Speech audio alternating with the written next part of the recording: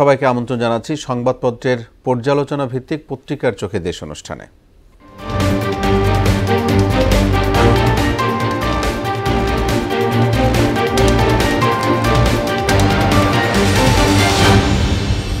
অনুষ্ঠানে আজকের অতিথি মোহনা টেলিভিশনের যুগ্ম বার্তা সম্পাদক নাসির উদ্দিন। নাসির, আপনাকে স্টুডিওতে স্বাগত জানাচ্ছি। ধন্যবাদ। আমরা শিরোনাম পড়ে এসে তারপর আপনার সাথে আলোচনা যাব। দর্শক, এর মধ্যে দেখে নেব আজকের শীর্ষ দৈনিকগুলোর প্রধান প্রধান শিরোনাম কি রয়েছে। প্রথম আলো শিরোনাম পড়ছি, তিস্তা বাঁচাতে উত্তরের 5 জেলায় অবস্থান, তিস্তা নদী রক্ষা আন্দোলন। রোজার মাসেও ভোগাতে পারে গ্যাস সংকট। বিএনপি ও জামাতের ডাকে দোটানায় ইসলামী দলগুলো। দুর্নীতি ধামাচাপা না দিতে ডিসিদের প্রতি নির্দেশনা। ডিসি সম্মেলন শেষ হচ্ছে আজ। বাংলাদেশ ভারতের জন্য পারস্পরিক কল্যাণকর সম্পর্ক জরুরি। সীমান্তে বেসামরিক মানুষ হত্যা হতে পারে না। ইত্তেফাকের শিরোনাম ছিল রয়েছে সমকাল। তারা শিরোনাম করেছে, খুশি করতে না পারলেই কপাল পড়ে মিলারের। খাদ্য মন্ত্রণালয় ও অধিদপ্তরের ঘুষ বাণিজ্যের সিন্ডিকেট। করের আওতায় আসছেন গ্রামের ব্যবসায়ী শিক্ষক। বন্ধুত্ব করতে হলে ভারতকে তিস্তার পানি দিতে হবে, লালমনিরহাটে মির্জা ফখরুল। বাংলাদেশ প্রতিদিন শিরোনাম করেছে, 1000 কোটি লুটের আয়োজন, খরচ হয়েছে 828 কোটি, আরও 1008 কোটি লোপাটের চেষ্টা, তদন্ত হবে বললেন উপদেষ্টা। বিশ্ব বাংলাদেশকে নতুন মর্যাদা দিলেন ডক্টর ইউনুস। যুগান্তর, নেপথ্যে ফ্যাসিস্টের দোসররা, গার্মেন্ট শিল্পে পরিকল্পিত অস্থিতিশীলতা। বন্ধুত্ব চাইলে আগে তিস্তার পানি দিন, ভারতের উদ্দেশ্যে মির্জা ফখরুল। বণিক বার্তার শিরোনাম, নতুন নোটেও থাকছে শেখ মুজিবেরই ছবি। জুলাই অভ্যুত্থানে ছাত্র শিবির, ফেসবুকে দেজা ভু। The daily star, India must share water first if it wants friendship, government moves to save electricity. শিরোনাম দেখে নিলাম। আপনি জানেন যে 2 দিন যাবত, অর্থাৎ গতকাল থেকেই জাগোবাহে তিস্তা আন্দোলন চলছে। সেখানে লাখ লাখ মানুষই তো, মানে হাজার হাজার মানুষ, বা সেটা লাখের ঘরে চলে গেছে এরকম মানুষ সেখানে 11 পয়েন্টে অবস্থান। হ্যাঁ, এবং সেখানে বিএনপির মহাসচিব মির্জা ফখরুল ইসলাম আলমগীর তিনিও ছিলেন সেখানে, তিনিও সেখানে কথা বলেছেন। কেন আমরা সেই বিষয়টা নিয়ে আসতে চাই। প্রথমে এই বিষয়টা নিয়ে আপনার কাছে জানতে চাই যে তিস্তার যে পানির ন্যায্য হিস্সা, সেটি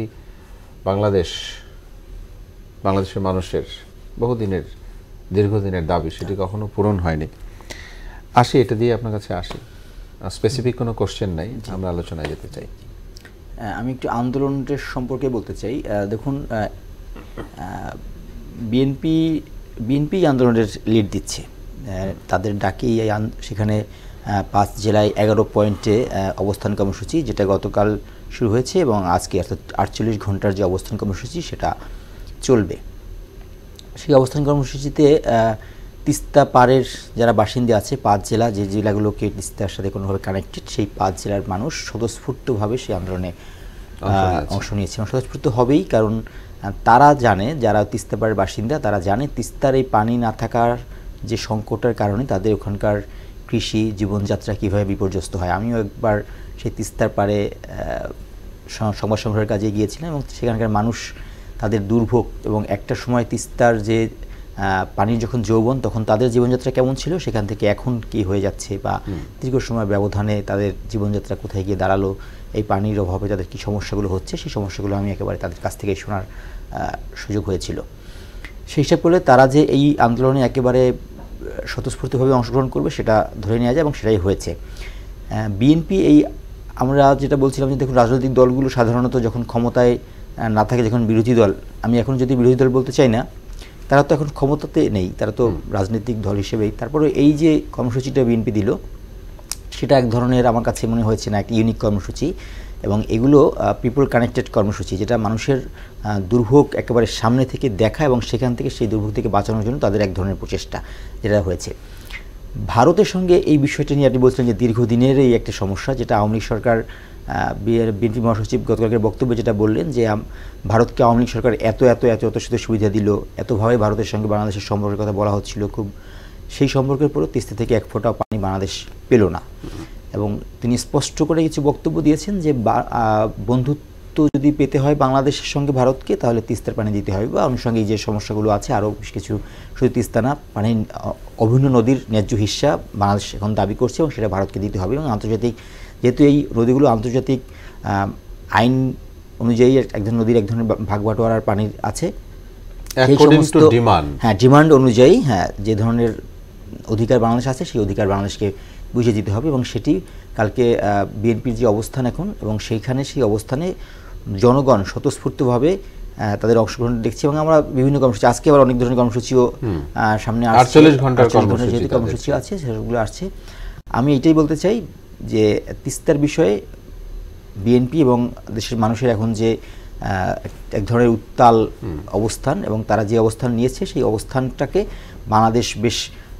বাংলাদেশকে এক ধরনের সুবিধাজনক অবস্থায় নিয়ে যাবে, এবং ভারতের ক্ষেত্রে প্রেশার বিল্ডিংয়ের ক্ষেত্রে এটা এক ধরনের ভালো উদ্যোগ, এবং সেটি বাংলাদেশ আশা করতে পারে যে না, এখানকার পর থেকে ভারত যদি এই তিস্তার বিষয়ে যে কোনো সিদ্ধান্ত নেবে সেটা ভেবেচিন্তে নিতে হবে।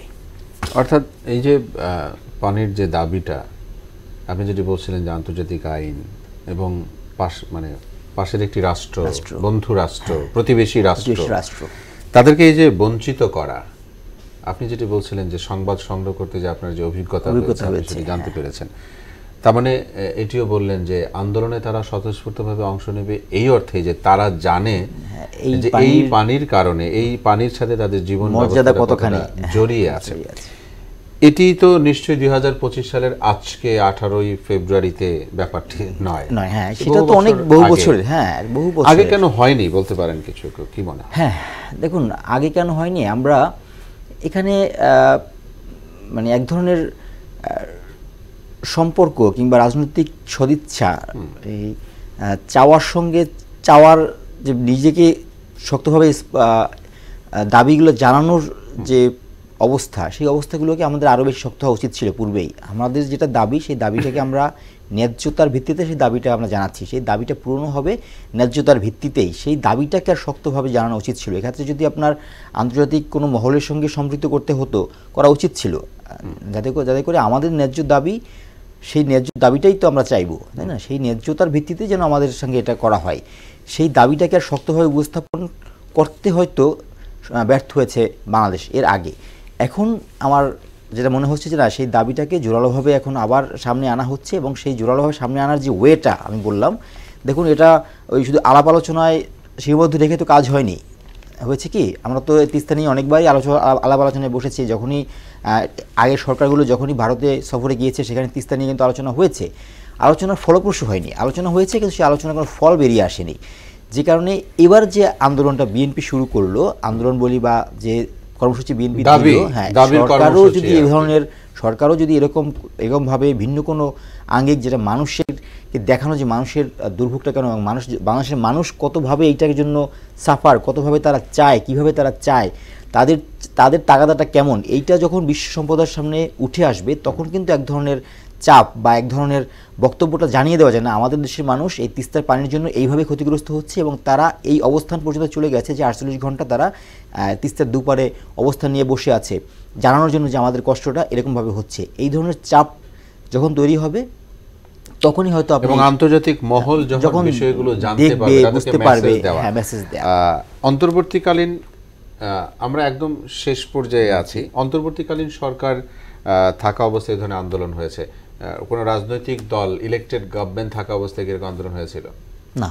হয়নি। তার মানে এখানে আপনি যেটি বলছেন যে সদিচ্ছা, সেটাই চাওয়ার জন্য যে সদিচ্ছা, বিএনপি যদি পরবর্তীতে বিএনপি হোক বা যে রাজনৈতিক দলগুলোই, যে রাজনৈতিক দলই ক্ষমতা আসুক, বিএনপি বা অন্য যে রাজনৈতিক দল, তাদেরও অবস্থানটা এমন হওয়া উচিত না যে আমি সরকারে চলে আসছি, এখন আর এইটাকে নিয়ে আমার আন্দোলন করার দরকার নেই, এইটাকে নিয়ে আমাকে সেভাবে দেখানোর দরকার নাই, সেরকম মানসিকতা করলে হবে না। এরকমটি যেন না হয়, আমরা সেটা প্রত্যাশা করি। পরবর্তীতে যে সরকার ক্ষমতায় আসবেন, সেই সরকারই যেন এই ন্যায্য বিষয়টি মাথায় রেখে এবং প্রয়োজনীয় পদক্ষেপ গ্রহণ করে। আপনাকে অনেক ধন্যবাদ আজকে আমাদের সঙ্গে সময় দেওয়ার জন্য।